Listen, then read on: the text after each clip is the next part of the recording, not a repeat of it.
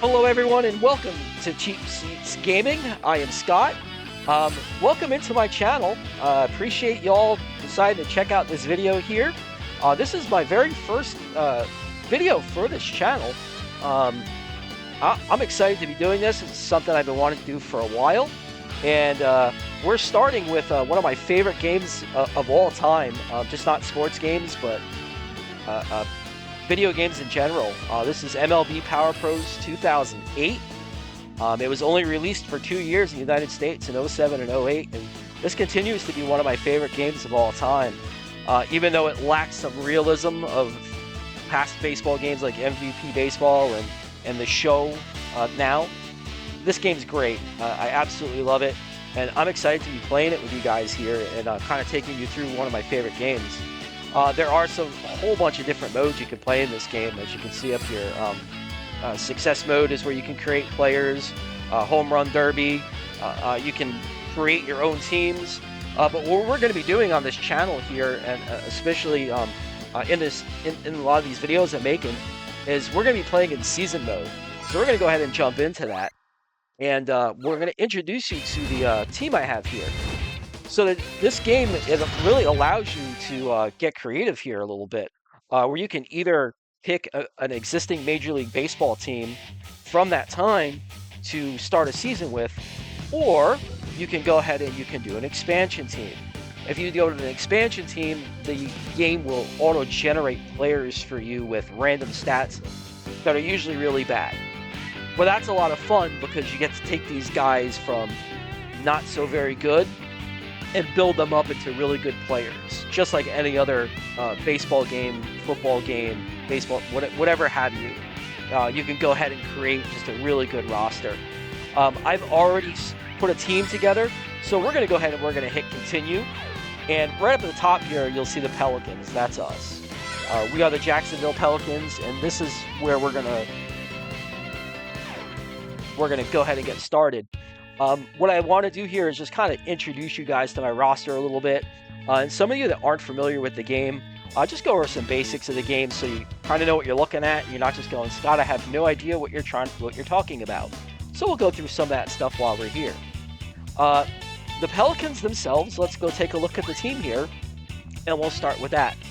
Now, before I start showing you the team, I just want to let you know there's some rules I've imposed on myself for this team and this season, these 10 years, however long this goes. I'm hoping it goes for a long time.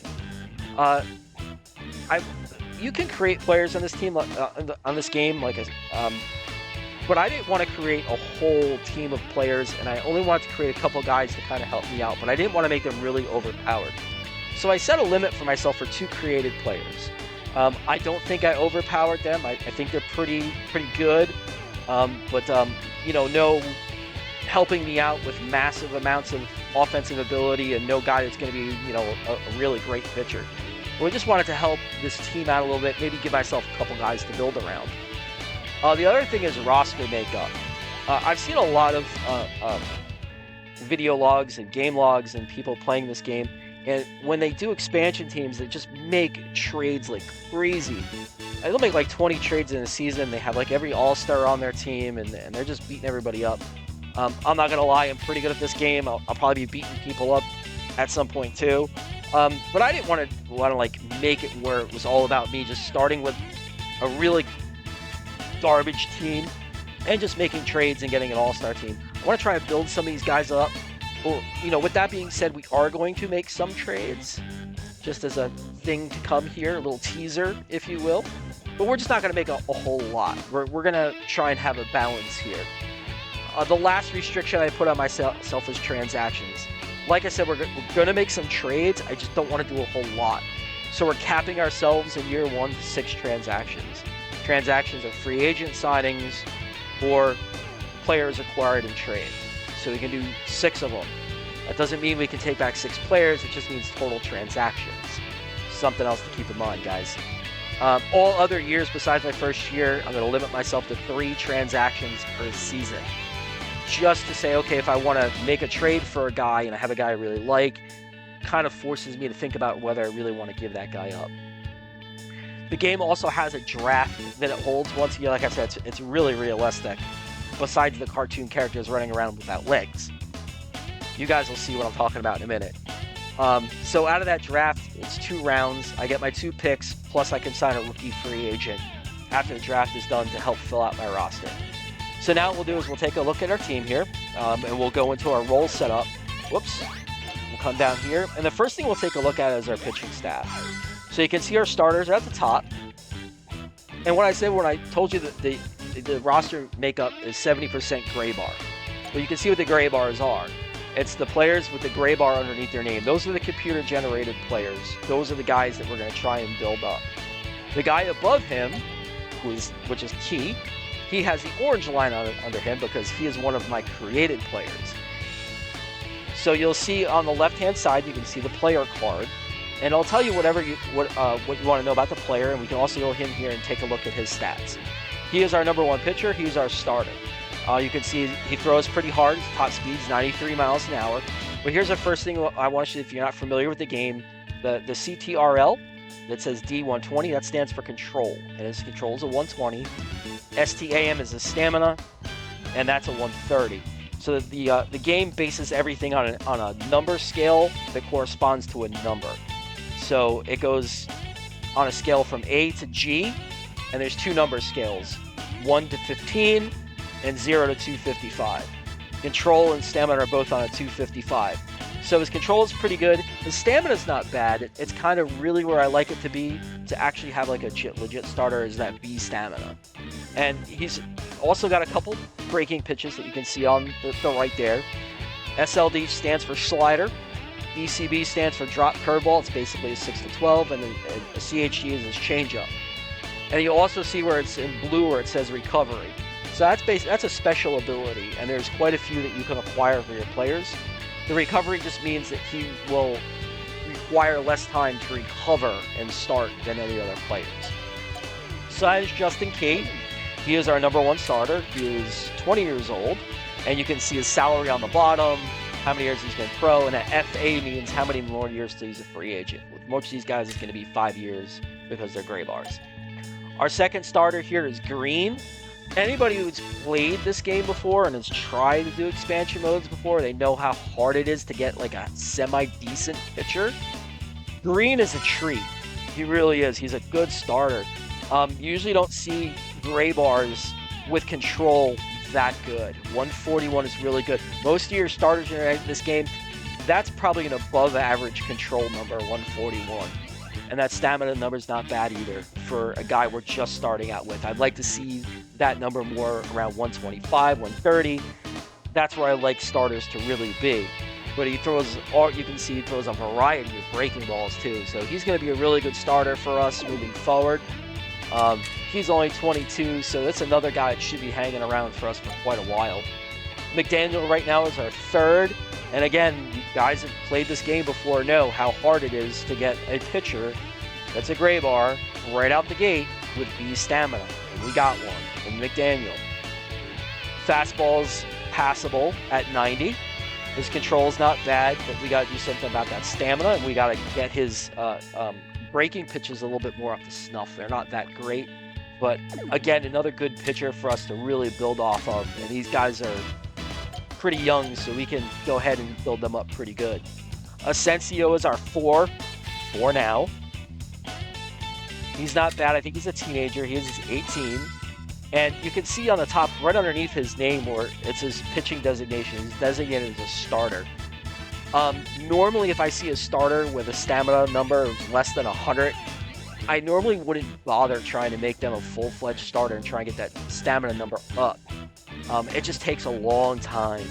But someone in Asensio's case, I'll probably make an exception because I've got a long time to go to build him up to be like a back of the rotation type of starter. So that's where we're going to go with Asensio for now. Geddes is our 5. Again, he's a starter. He throws a little on the right hand, a little sidewinder action with him. Control's not great. Stamina's okay. He throws a couple breaking pitches. But again, he's a back of the rotation guy. That'll work for now. Stay tuned.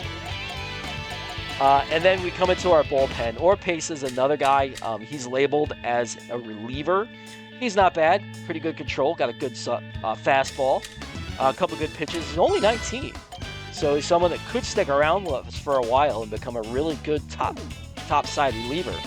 Already has a couple breaking pitches. Just needs to get them upgrade a little bit more, work on practicing them, and he could be a real lights out reliever. After him, these two guys just are not very good. And Pearsall and Eldridge, you can see the control problems. Eldridge doesn't even throw 90, so that's a little bit of an issue. Emmanuel's a little bit better, pretty decent fastball, good control. Curveball's all right. So again, someone else we could probably work with him a little bit. Turn him into a decent middle of the road reliever here. Arthur setters our easy for me to say. I'm sorry, folks. My first time ever recording a video. I might stutter a little bit. Just bear with me until I get used to it. Arthur's not good at all. He's basically here out of necessity. He doesn't throw hard. 87's very, very bad. I mean, major leaguers for real will take an 87 mile an hour fastball and they'll just eat him for breakfast, lunch, and dinner. He's here again for now. Hopefully we can turn him into a decent reliever at some point. If not, we'll find something to do with him. Huffman's not too bad. Limited breaking pitches. They're not going to move too much. His control's not very good. Stamina's all right. Fastball's all right. He's all right. He's probably more mid. Mello's the man, though. He just doesn't throw very hard. He's our closer right now. Another sidewinder here. Pretty young, so we can put him into a good spot here and build him up into a really good reliever. That blue ability you see there versus left-handed batter 4, that means he's exceptional against left-handed pitching. So that would be more of a forte for him against left-handed pitchers. So that is our pitching staff. So what we'll do now is we'll come back in here and we'll introduce you guys to our starting lineup. As you can see, the orange bar here, this is Velarde. He is my second created player. He is our shortstop. Excuse me. And what I wanted to do here is, like I said, I didn't want to overpower the two guys that I created, and I didn't want to do that from an offensive standpoint. I just didn't want to make him like automatic gold glove caliber right away. So we gave him better defensive stats. So C is pretty good. That's above average. So he's got good run speed. He's got a good arm. He's an above average fielder, and it's something we can build on going forward to have ourselves a really good, solid shortstop. Offensively, he's not going to kill you. If he gets on base, he'll probably steal a couple, but he's not going to hit a ton of home runs, which is exactly what I want out of my shortstop. I want someone who's got good speed and someone who's going to play great defense, and that's what we got right there with Velarde. Last thing I'll point out to Velarde, you'll see his first name. That's not my mistake. Admittedly, I'm a lifetime Yankee fan, and I grew up in that early 90s era, and Randy Velarde played second, short, and a lot of infield for the Yankees. I enjoyed watching him play, and I was like, it'd be fun to have someone like that on this team. So that's where the inspiration for the name came from. We'll take a look at the rest of the roster here. Our starting center fielder currently is Tankersley. He's our center fielder. His run speed isn't good. 8 for an outfielder is just not really good. That would translate to about average speed for the game. Especially for center field, I'd like these guys to be in a B range, 12, 13, or better. He's practicing that. We'll get into practice later. We should be able to get him up to speed with that relatively quickly. The other thing I'll have you guys look at is on the right-hand side where it says TRJ. That stands for trajectory. That's on a 1 to 4 scale. That just basically tells you how likely a guy is to hit the ball in the air. So 3 out of 4 for Tankersley. He's going to probably hit some fly balls. He's probably more of a solid defensive player once he's built and once he more than an offensive guy. 84 power is not very good. Hey, listen, center field to me is always the defense first position, and we should be able to get him up to be a very good defensive player pretty quick. So that'll be good for us moving forward. This is kind of our first really offensive potential, we should say. And Smitherman's our third baseman. I think he's only 20 years old, so he should be with us for quite a while. Whoops, hit the wrong button. There we go. 130 power is not too bad. I'd like to see his trajectory a little bit higher. He's going to play third base for us. I don't like the arm strength where it is. We'll get him built up. And he should, at some point, be a pretty good two-way player for us in terms of defense and offense. So we're looking forward to getting going here with Smitherman and making him a cornerstone of the lineup. Nolan's another guy, too. You can see the offensive potential with his power, 129. That's not bad. Connects a little low. His fielding leaves a lot to be desired. He's not really a good fielder. We'll have to get on that at some point. Maybe. We'll see. But he's what, 25? So we'll have him for a bit, and we'll see what we can do about turning him into a better all-around player. Duff is our DH. Obviously, he's not going to play third. I mean, he could switch off with Smitherman every once in a while, but he's primarily going to be our DH. 100 power for a DH isn't great, but he is a switch hitter, so we got that going for us. He'll get the ball in the air. Probably hit more home runs with him than I'd expect to. Sometimes you get locked in and start hitting home runs. So he might hit more than his fair share. We're just going to see if we can get him a little bit more well-rounded. I don't know if he's going to be a great player, but if he can be a good player, I'd be happy with that. Siebel's our starting right fielder. He is 23. And I like Siebel a lot. He has offensive and defensive potential. His arm strength, fielding, and air resistance is not very good. He needs to be a little bit faster, but I can see going forward where he could be a really nice little player, good outfielder. I know you always want your corner outfielders to have some power, but I always want my outfielders to be fast first. I want them to cover ground. I want to be able to track down fly balls. And we should be able to get there at some point with Siebel to make him a good defender first, and then worry about his offense. So I really like him going forward. Myers, he's slow. I mean, that run speed is pretty pathetic for an outfielder. It's bad. We're going to work on seeing if we can get him up to speed here a little bit and turn him into, at least a good defender. Durability 4 means he just won't get hurt a whole lot, and he's a switch hitter, so that's good too moving forward for him. Oviedo is our second baseman. He's got the noodle arm out of 5. I don't like middle infielders with bad arms. I want to be able to turn double plays, and he's power. He's pretty much warning track power. He's got pretty good connect.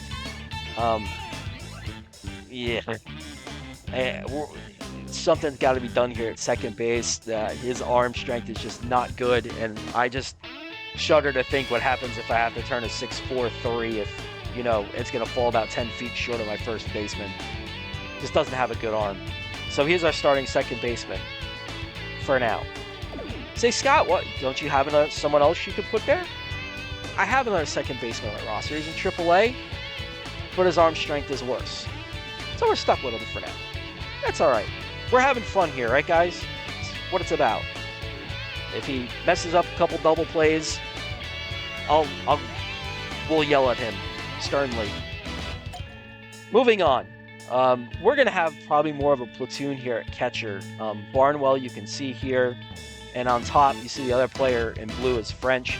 These guys are pretty similar stats as far as arm strength, fielding, power, connect. The trash talk you see on the bottom right is exactly what you would think it is. He likes the trash talk. I mean, you can't hear him trash talking in the game. I wish you could. It would be fantastic. I'd love to hear something like Hamilton Porter trash talk coming from him. It would be great. But it's supposed to unnerve hitters. I don't know how it works, but it's awesome to see that on one of my catchers. So you'll probably see a platoon between French and Barnwell as the season goes on, since they're so similar. You might get more playing time out of French just because he's younger, and he may have some more potential to becoming an everyday starter. Martin and Bannister are our backup infielders. Their arm strength, fielding. You can see their position underneath where it says shortstop. That's their natural position. They don't play any other position. If a player plays a different position, it would be right next to that primary position. It would tell you, hey, this player plays shortstop and second base, or shortstop, second base, and first base.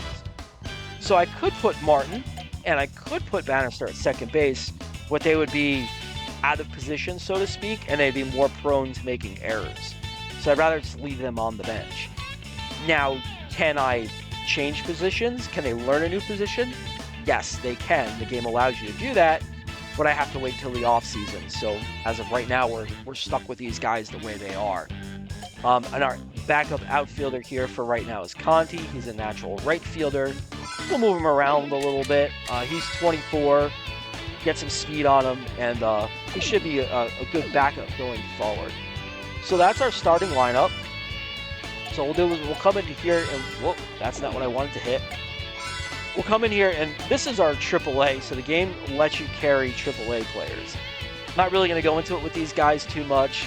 You got Rodney, you got Lewis, Stark. These guys just don't throw hard. Stratton, his control is bad. So we're really going to have to work at getting these guys up to speed here and making them viable guys to put in the lineup. And remember what I said before about having another second baseman on the roster? It was even worse. Well, there you go. His arm strength is a 3. So that's pretty bad. He's got no arms, so I can't put him in the field. He's just no good. And then I got Rushford, who's the scrub to end all scrubs with his 3 Gs. So our AAA, it really needs a lot of work. These guys just aren't very good. So that's our roster. Like what I said before, talked to you guys before about practice. Here's where you would put players into practice up here, and you can see where we have these guys in here. We saw Nolan before when we were modeling our jerseys. So in the batting practice, you can see the little arrow popping up and down. In the batting practice, you can work on trajectory, connect their power. He's working on his trajectory. So that's how a little arrow is jumping up and down on that. We want to get him up to a 3 so we can hit the ball in the air and hopefully hit some more home runs. Here's our guys that are working on their fielding. Now this one, fielding is like a 3 for 1. Excuse me. Fielding will work on a player's arm strength, their fielding ability, and you'll see where it says ERES at the end. ERES is your susceptibility to making errors. So the higher that number is, the lower likelihood you have of making an error. So those 3 will all go up at the same time when these guys are practicing fielding. So you can see all the guys that are in here practicing that. We get to pitching practice here, and you can see some of these guys, and Pearsall is working on his control. All these guys needed to work on that. Rodney's working on his fastball. And there's our guy Key right there, working on getting his control up and running. We'd like to have that a little bit more up in the C range. So he's working on that. Arthur is working on his breaking ball, and so is Lewis. So that's that practice. And the last one here is running. There's 2 different types of running here. For the pitchers, that will increase their stamina. So that means that stamina is nothing more than them being able to get deeper into ball games. So that's what Daniel, Asensio, and Green are working on. The other 4 guys are working on their actual run speed. You'll see in the bottom right, if you notice it popped up where it says practice equipment, you see the cleat with the 1 star. You can purchase practice upgrades, and I've got the one that helps with run speed. It's the lowest of the 3, but it will still help me build up speed much faster. These guys will by this time, when this first season's over to the second season starts, his speed will go from 8 to a 13. His speed will go way up. So it's one of the speeds, to me, is the easiest thing to upgrade. So I try and upgrade that first wherever it makes the most sense. Excuse me. The last couple things here with this, we are playing out of the AL Central, so we'll show you guys that. Here's the standings right now. So those are the teams that are in our division: Indians, Tigers, Twins, and Royals. And we're playing in Miller Park.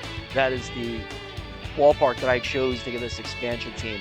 There's other stadiums you can use in the game for your players, original stadiums.